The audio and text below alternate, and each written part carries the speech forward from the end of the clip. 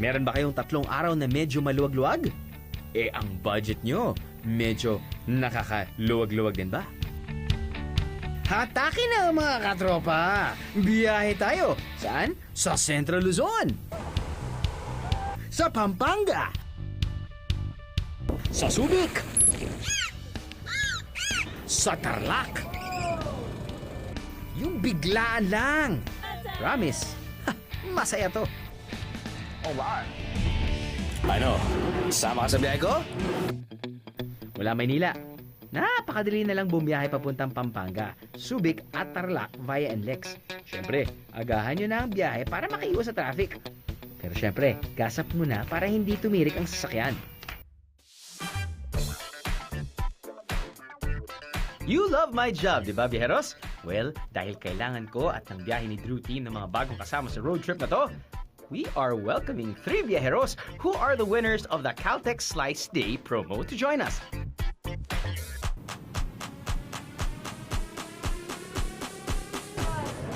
Yes sir, good morning po. Morning. Full tank po. Diesel, full tank, credit card. Thanks, bro.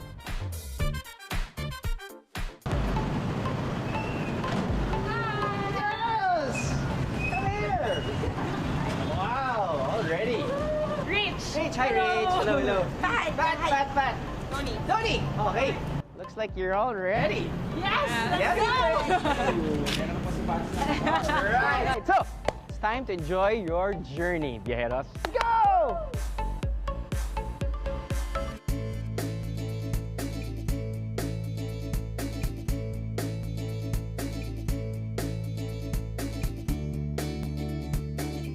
Ang tawag namin dito, ultralight. Ang model ng aeroplano ay Quicksilver. Opo. Ito yung pinaka-simple and pinaka-safest airplane in the face of the earth. Okay.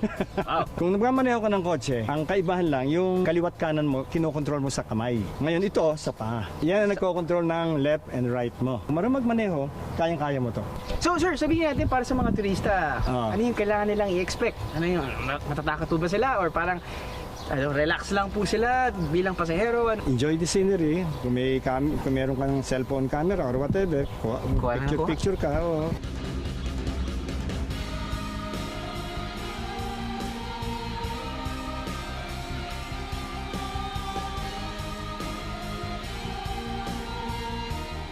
Okay girls, wow, unang sabak ito na yung pinaka-exciting siguro at pinaka-intense pagdating sa adventure and excitement niya, di ba? Okay, fine. Do you guys have any fear of flights? Wala naman. No? Fear of heights and fear of flights, no? No? Fantastic! Siyempre, biyahin na rin to ni na Patricia, Antonia at ni Rochelle. Dapat lang na sila ang maka-experience ng ultralight plane. Up and away, biyaheros!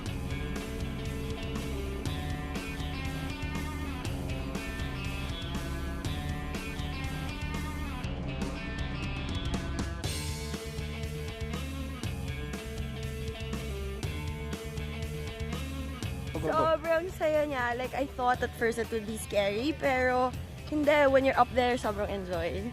Oh, kayo naman, Patricia at Rochelle.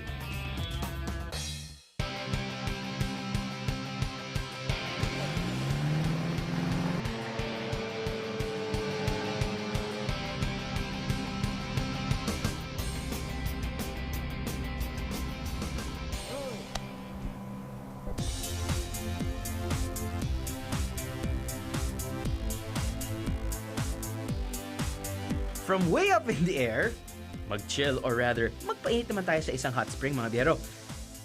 So anyway, nandito tayo sa Sapang Bato at I see that you change your outfits. Yes, ready na para sa spa. So right now, sakay tayo ng 4x4. Tapos ang pupuntahan natin talaga ay yung kuning hot springs. But actually, the destination is Panalo. But just enjoy the journey towards the destination. So Right. please, come on!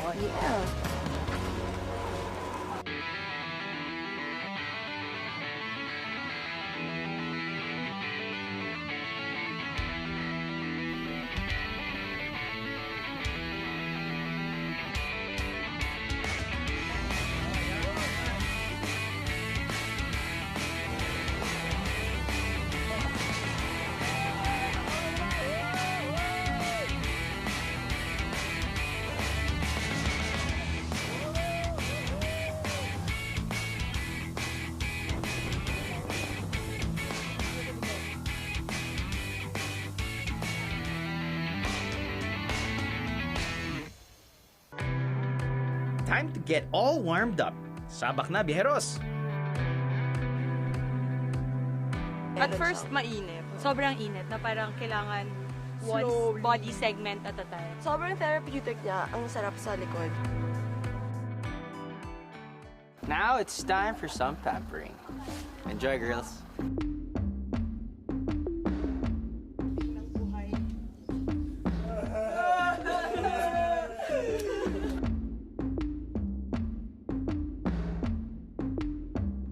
Ito daw yung feeling ng balot. Ang sarap! So, kumusta experience? Nakaka-relax. Parang medyo obvious ata yun. Nakatulog ako. Slept like the entire time. I think we were like, okay na. Medyo well-pampered kami, pinapawalpean. Kulang na lang, may ano pa grapes pa. Sabi ko, ate, Yun may yung- buko juice kayo. Wow! Full experience.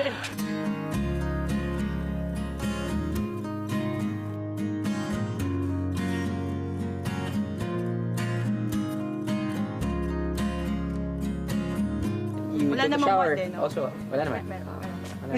But right now, up. But right now, you're ready for the whole day. I'm ready to eat, actually. Oh, okay. Then I think it's a perfect time to eat. Shall we? Let's go! All right, let's go.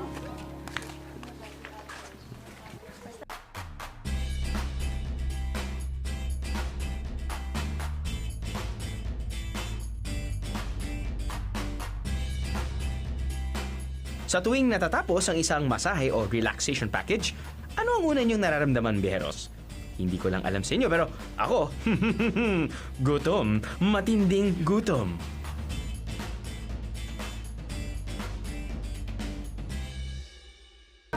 Girls, gusto ko talaga mag-show off, no? Tapos sabihin sa inyo na kung ano yung pangalan ng pagkain na to. But I have no idea whatsoever. Buti na lang si Kuya na dito. Kuya Coco Martin. Ito po yung number 1 na sumisikat ngayon sa pagkainan po natin. Ito yung tinatawag namin na Crocowali. Crocowali. Crocowali. Kung meron pong lechon kawali, ito naman din sa Crocowali. Yan po yung tinatawag namin na ambulang nasi. With tuyo, with pindang damulag, in Kapampangan, or pindang babi, at saka spam. Ano yung pinagkaiba ng any silog dishes dito sa... Ito meron siyang fresh na milk galing sa Kalabaw. Tapos yung milk, ipopour mo doon sa kanin. Opo, isasabaw mo siya. Try na natin to. Thank you, Kuya. Thank you po. Thank you. Okay, alam mo, so I think curious ako eh.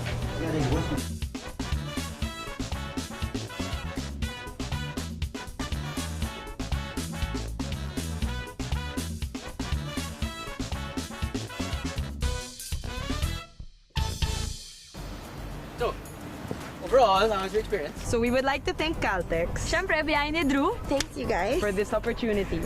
But you know what? I think this is what you call a 5-star adventure. Oh my God. Tuloy-tuloy na to, mga biyero. Saya!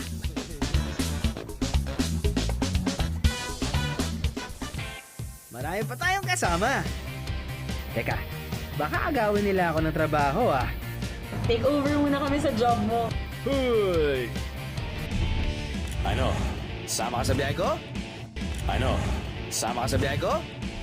Yung salita po namin dito yung Aitamag Anchi. Aitamag Anchi. Aitamag Anchi po. Magandang umaga. Mahampata, maranon. Maganda. Mahampat. Pag pangit po, narawak. Matangkad, matagay. Mayamo, maliit. Lalaki. Lalaki rin. Pareho, di ba? Malaki, mataba, malhay. Payat, naibeng. Naibeng. Para kasing may islang din po kasi islang. Putig kay na. We, di nga. Putig kay na.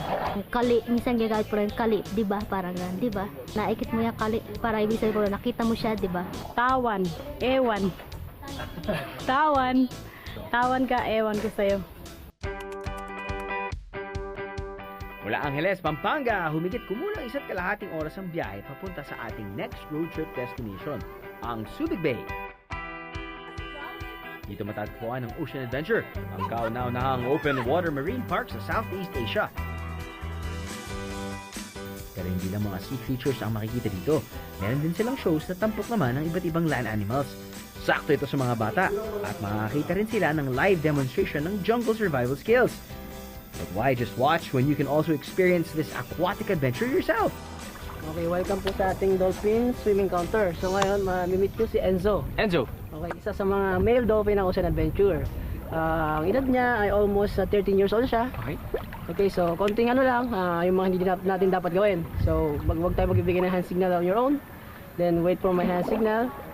O my signal kung magbibigay kayo ng hand signal, okay? Then, mag-feed kayo sa kanya. Then, mag-ride tayo mula dito hanggang doon sa other side. Okay. Okay, so ready ka na ba? Ready na. Okay, let's go.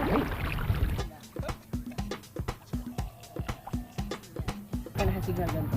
Sige, sige mo.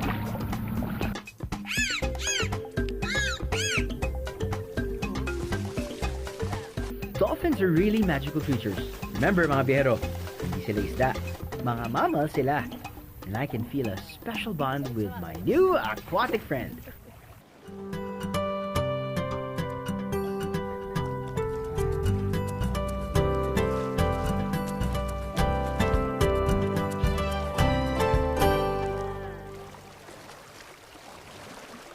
Siguro ilang beses na rin kaming nakapag-experience ng dolphin, pati yung whale watching, and interaction ba with them. Parang it never gets old.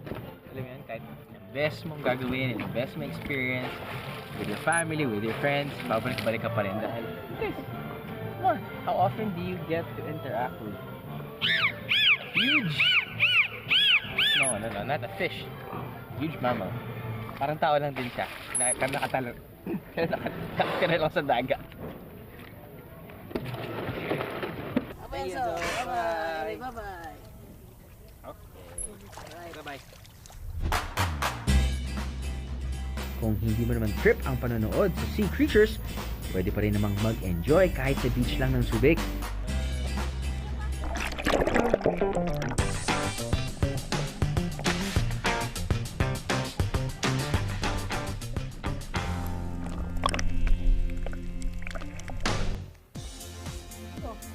Kapag napagod ka, don't worry, may matutulugan ka rin dito.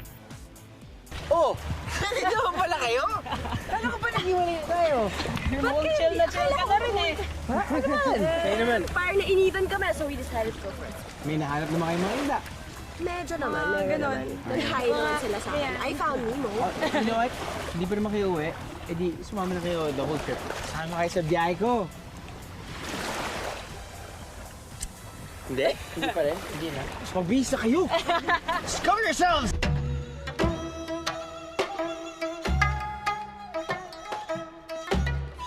So, isa sa mga rason kung bakit kompleto recados ang Subic para sa akin ay ang dami mong pwedeng magawa at pwede mo dalhin yung buong pamilya mo or barkada mo or asawa mo. I mean, di ba? You've got your treetop, you've got your ocean adventure, pwede kang pumunta sa Bataan. At the same time, sa travels naman, syempre napaka-importante yung variety of food. Meron tayong masarap na Chinese food dito, Italia, Sandamakmak. At isa na rin dyan, dahil nga marami na rin mga Koreanong mga bumibisita dito at nakatira na rin, syempre, may Korean restaurant. I'm sure this is not just one. But this one, yung style nila ay buffet style. You pay $350 and there you go. Yun yung titirahin natin ngayon. Chicken.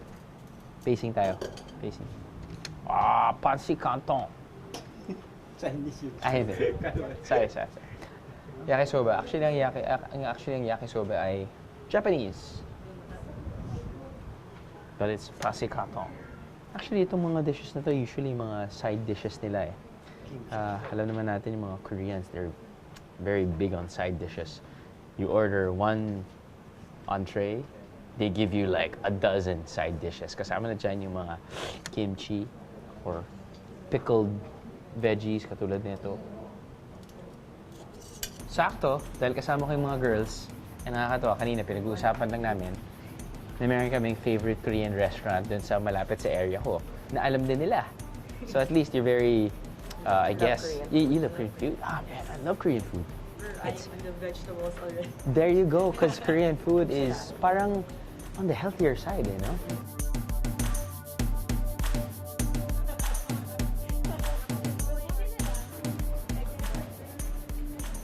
as I was saying, something about Korean food na, di ba, they're so colorful, katulad na sinabi nyo, flavorful, you have so much selection, kahit na isang dish lang i-orderin mo, yung side dishes, sang katerba, no? Oo. Favorite ko kasi fresh na fresh yung Kung minsan nga parang, gusto ko mandaya na parang kahit huwag na ako mag-order, may libre naman. But of course, Filipino mentality. But yeah, love their grilled stuff, veggies, the works, japchae. Kauna tayo, kita ko yung mga mukha niyo eh. Parang napagod kayo sa snorkel eh. Honestly, sobrang na-starstruck ako. Fangirl kami, pero siyempre, timpe, kulang kami parang kay Drew. Pero sa kotse, oh my God! Ano ba dapat attitude natin? Kunwari calm girls lang tayo or para si Drew! Alam talaga natin yung buhay niya. Click! Tapos yung wedding video nila pinanood natin. Yung relationship ko. Joke. Alright. Okay. What's your go-to dish? Korean.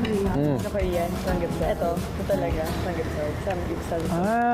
Buti nga nung uso na yung mga unlimited na samgyeopsal. Meron ng unlimited? Unlimited samgyeopsal. But ito. Oh, okay. Unlimited. Right. Yeah. Ako, favorite ko, it's either Yukijang or Galbijim. Matamis na maangang. Right. Nakakalimutan ko, pero pag nakita ko yung picture, Yun. Gotcha.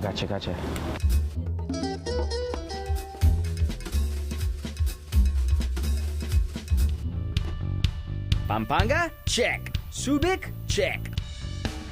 Where to next? Kalagkarin lang ba ang peg natin ngayong gabi? Plus, it's Christmas time in the city. wow. Ang galing. Ang ganda ng kinang, parang ganyan. Parang milenyo po talaga. Parang ganda. Ano? Sama ka sa biyahe ko? Ano? Sama ka sa biyahe ko? Mula Subic, biyahe naman tayo ng humigit kumulang 1.5 oras papuntang Tarlac, kung saan matatagpuan ang malalaking Belen o nativity scene gaya nito. Ang particular na Belen na to ang nagwagi sa Benisimo o ang taunang kompetisyon sa paggawa ng naglalakihang Belen sa Tarlac. Merry Christmas po! Buong pusong nagbati mula sa Armed Forces of the Philippines. Madam, alam mo na, bakit niyo po naisipan na sumali sa contest na to? Sa pamamaraan na ito kasi, naipopromote din po namin na kami mga sundalo ay gusto rin namin ilapit yung puso namin sa civilian, sa komunidad. Oh, okay. So ito yung isang way din po namin na napapakita namin na part kami ng komunidad at hindi kami dapat kakatapusan. Okay. Now, ang tanong ko, gaano katagal at gaano kahirap yung ginawa to? Sa Puntagal lang, nag-start po sila noong July 21 sa pagtrabaho dito. July 21? July 21. Okay. So, almost 4 months po siya. So, nai-open po namin sa publiko to noong November 3. November 3. Nagkaroon ng ribbon cutting noong November 3. So, ano to? Every single year may contest? Yes. So, itong Belen na to, ito yung nire-represent niya po, hindi lang po yung Northern Luzon Command, pero buong Armed Forces of the Philippines. Makikita niyo po yung gumawa dito ay composite po siya ng galing sa Air Force, Navy, and Army. So, ano po, kanya-kanyang idea po hanggang nabuo na ganito yung concept niya. Ginawa niyo po muna sa isang lugar, tapos dinala dito, o dito niyo na po ginawa? Hindi, dito na po talaga siya ginawa. Okay. So, lahat po ng materialis na yan ay yun po yung mga common na mga basura na nakikita natin pag nag-join sa baha. Yun nga, sana tatanungin ko ano yung mga ginamit yung mga materyales. So, yung materialis na yan po ay galing sa mga bote na lumulutang-lutang pag may mga baha po. Oh, ano yun? Nilinis siya isa-isa? Nilinis po yan isa-isa, pinagpuputol, and then yan po, ginamit yan. Kasi kunyari pag medyo a few meters away ka lang, parang pag magsisquint ka, makikita mo isang malaking clam na parang ganyan, no? Oo, shell po siya. Isang shell. Tapos nun, parang kala mo, well, nagre-reflect talaga yung ilaw, no? Parang so, ang ganda ng kinang, parang ganyan. Parang millennium po talaga. Parang ganda. Santa, kamusta po? Ba't niyo po naisip na magbigay ng ilaw Para kasi pag nagpipicture siya yung mga tao dito, madilim, hindi, parang anino lang ang nakikita. Correct. Hindi nyo subukan para makita nyo yung liwanag o madilim. Kaya binibigyan ko sila ng ilaw. Ayun. Yun ang purpose dyan, ilaw. Ang tanong ko po, magkano po nakikita nyo or yung kita nyo kada araw? Hindi naman po para-paro. Ang kinikita ko naman, iipon ko, ibibigay ko rin dyan sa Christmas. Ayun. Ganun ang ginagawa ko. Hindi ko naman inaangkin yung pera eh. Okay. Kaya pag gano'n, may bayad wala. Pero may habol. Ano habol? Kung magbibigay ko, tatanggapin ko. Ayun. Bibigay ko rin sa mga bata. Kung mga parang, kung may tip, di okay. Okay lang. Ayun. Pwede ba natin tingnan yung ilaw mo?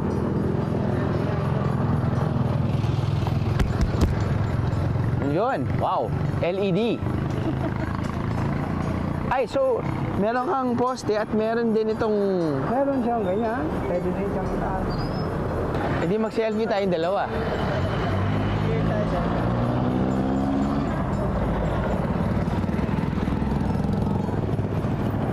Ayun, 7. Oh, ang ganda nga ng ilaw. Diba? At ang pogi mo, Santa. 1. Yan, isang taon pa yan. 2.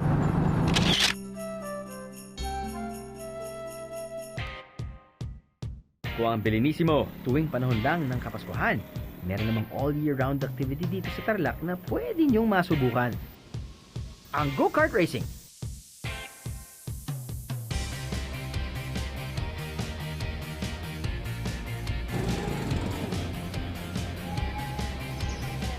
Ano ang hatol ng ating biyeros?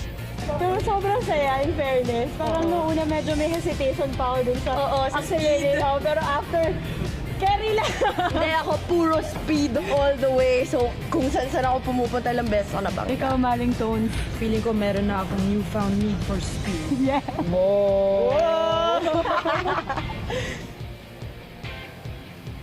Sa pagbilis ng arangkada, syempre mabilis din ang pagkagutom ng ating mga barkadang biyero. Kaya ready na silang mag-full tank ng kanilang mga sikmura. Buti na lang may masarap na kainan sa loob mismo ng go-karting compound. Hindi mo na kailangan lumayo pa.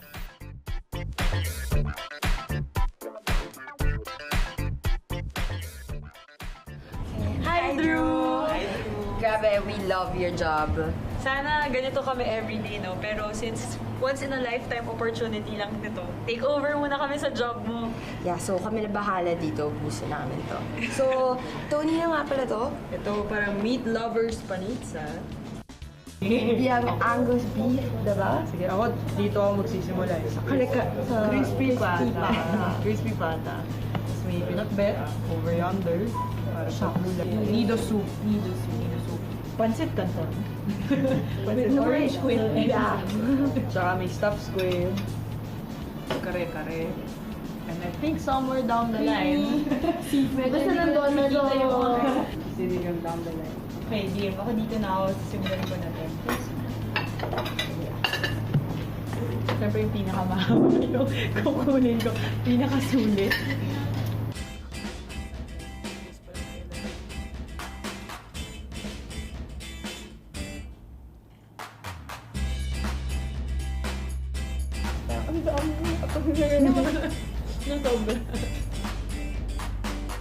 Doon sa sa peripheral vision ko, doon sa area, natikman ko naman. Tapos yung nagustuhan ko talaga doon is yung steak. Pero ano nga pala yung tawag dun sa leaf?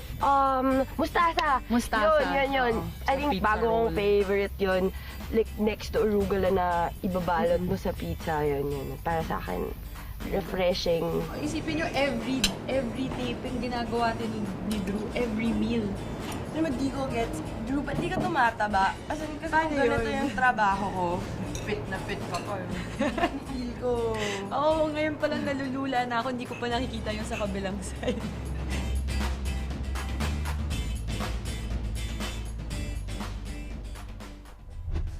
Aba. Parang may kakompetensya na talaga ako sa pag-host ng travel show na to ah. Hindi ako magpapatalo.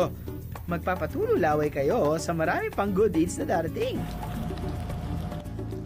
Alright. Ano? Sama ka sa biyahe ko? Ano? Sama ka sa biyahe ko?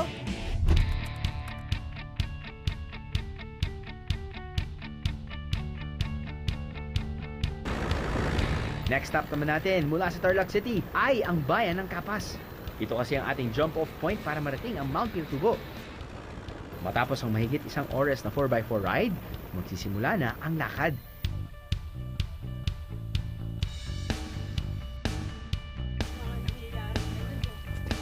Hindi naman ganoon kahirap ang trek, pero medyo may kalayuan. Mula sa starting point, aabutin din daw ng halos 2 oras ang lakaran. Kaya magbaon ng tubig, konting snacks, pasensya, tiyaga, at pagdating sa dulo,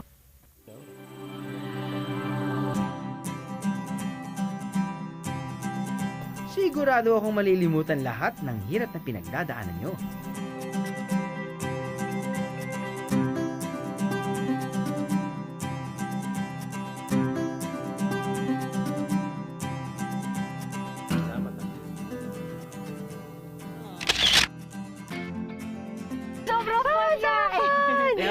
Ganda. Nagulat ako. Malinis. Wow, malinis. Talagang, doon ako, oo, diba, nakakatuwa na nakikita mo na maintain siya kahit maraming turista na pumupunta. Malinis siya, well-maintained.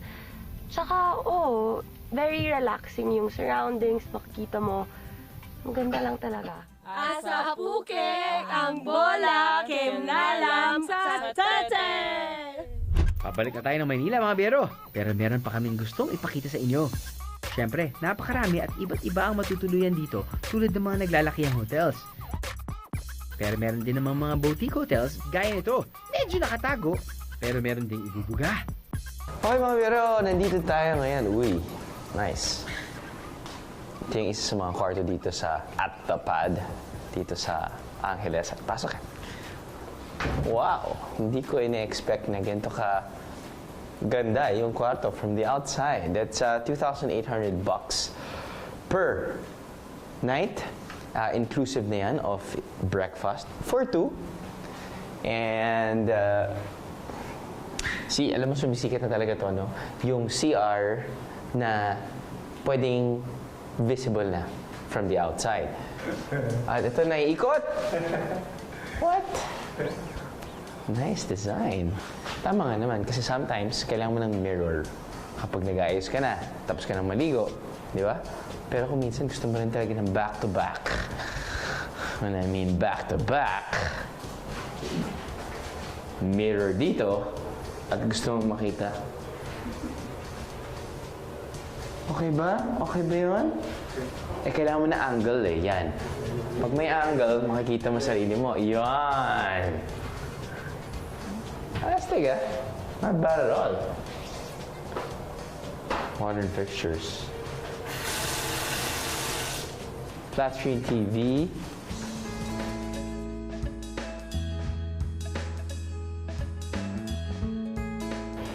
So apparently, they boast of this high-end brand na mattress. Tawag nilang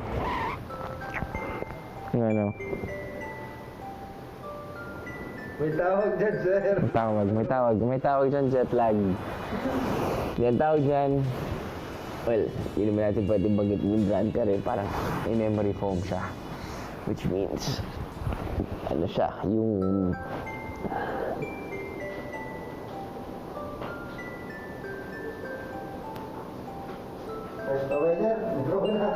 hindi. Basta, the mattress is really, really comfortable. Top choice for me, actually. You spend 7 to 8 hours of your day sa kama. At kung may isang bagay na mag-i-invest ka sa bahay mo, number 1 for me, lalagyan ng sapatos. Lalo ka lang kama. Kama talaga dahil ito talaga yung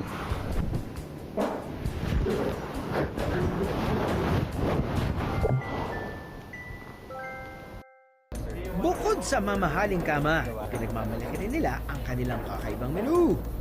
Okay, so nandito tayo sa busy, quaint kitchen ng At The Pad at unti-unti na nilang ina-assemble at pinaprepare yung mga isa-serve sa atin mamaya. Now, as usual, hindi ko sila memorize. So, we have chicken sambal. We will have the black cheeseburger na niluluto na nila ngayon yung patties, no? Mixed seafood in Alige. But I think the star of the show ay ang kanilang filet mignon in lava rock. They put it inside the oven. Whew, medyo mainit. There you go. At kung sobrang init na yan, maglalagay na sila ngayon ng raw beef, which is actually the filet mignon part.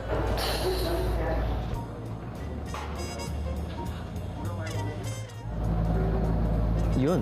So usually, pag it's like an inch and a half, no? Thickness.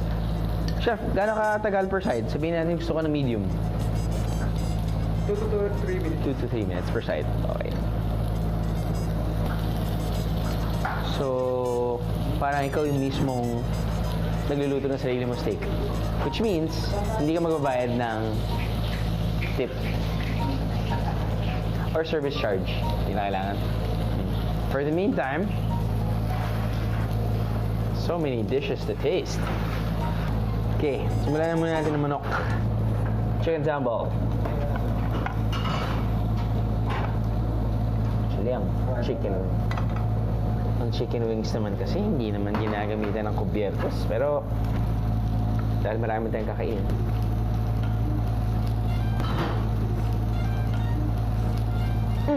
Can't go wrong with sambal.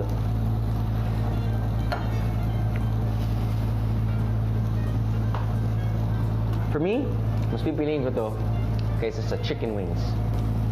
Yung sobrang saucy na chicken wings. Sobrang madudumihan yung kayo. Masarap din naman yun. Pero, mas gusto ko, sambal ang gamit. Super! The best! Beer match. Now, wow, seafood, nalige. Dahil matatagalan tayong maghimay, kuha na muna tayo ng squid. Yun! Pwede. So, hindi na kayo naglalagay ng oil dahil may bacon. Ginagamit nyo na lang yung oil ng bacon. Happy. Fried adobo.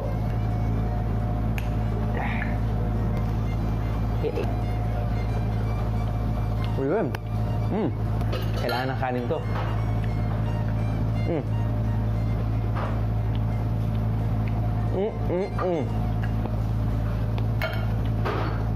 Pork adobo is the best. Kahit walang soy sauce. Kahit vinegar lang. Okay. Tingnan natin. Hindi pa luto to pero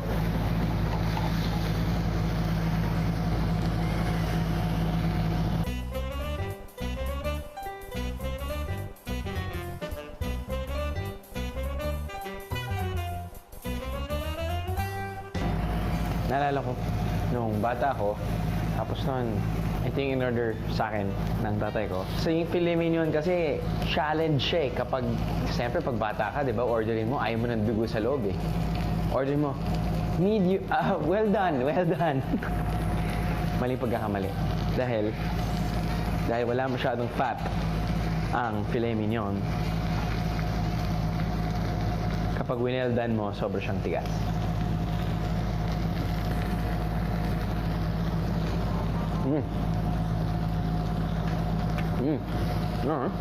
Now, na-appreciate ko na mas okay pa rin talaga may dugo sa gitna. See that? For me, that's perfect.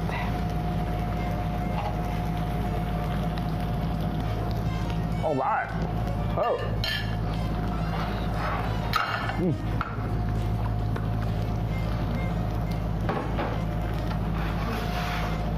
The black vege. With black cheese. Para siyang may IG value siya. Diba? Hey, look, friends, I'm eating black burgers. Chef, bakit black burger? Para may iba lang po sa mga... Para may iba lang? Burger. Pero bakit black? Then yung lasa din, iba din yung lasa. Pero the patty, you still use beef. Bakit itim yung keso? Okay lang, sabihin mo. Secret. Secret! Hindi pwedeng secret! Kakainin ko yan! Yummy! Hindi. Actually, kulay lang naman yan. Now, ito yung mga huwag mong orderin kapag meron kang niyaya on a first date. Kasi medyo rin-request ang dating mo.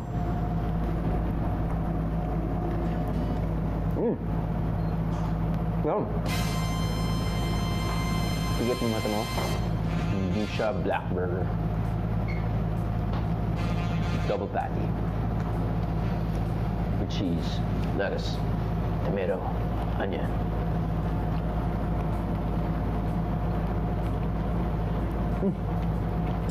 All right. Hey. Eat something new every day.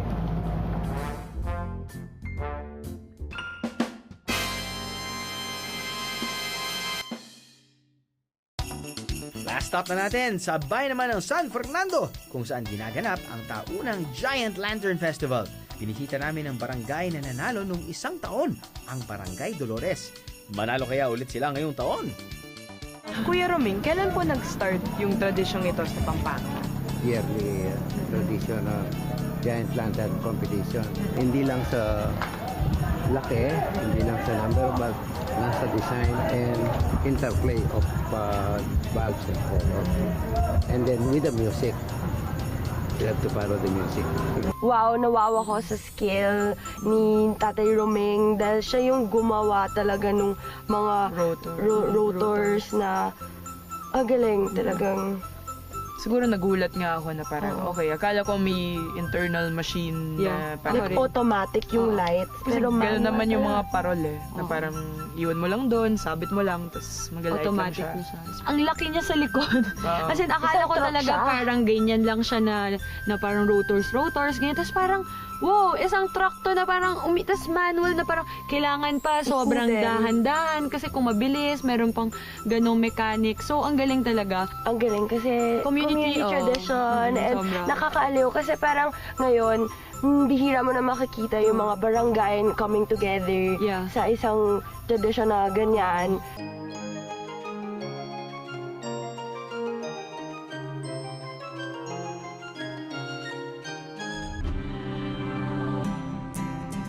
Ang mga bagong karanasan, lalong nagiging memorable kapag may masasayang kasama. Sama kayo sa biyahe ko. Paglipas ng ilang taon, malamang makakalimutan nyo na kung ano ang tawag sa kinain nyo. Kung ano ang pangalan ng mga lugar na napuntahan nyo. Pero tiyak, hindi nyo makakalimutan kung gaano kayo kasaya habang ginagawa ang mga yon. Kasama ang mga kaibigan kasama sa biyahe nyo.